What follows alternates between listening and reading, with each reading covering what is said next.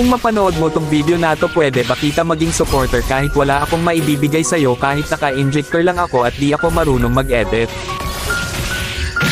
Gusto ko lang maranasan ang pakiramdam ng may humahanga sa bawat video na ina-upload.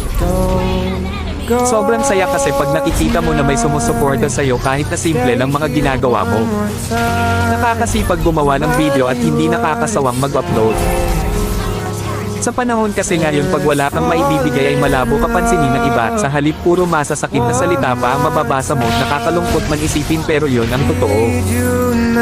Di ko naman nilalahat pero karamihan ganon. Ang hirap kasi pag walang talent, pag di ka gwapo, maganda o sikat na kilalang tao. Ang hirap pag di ka mayaman.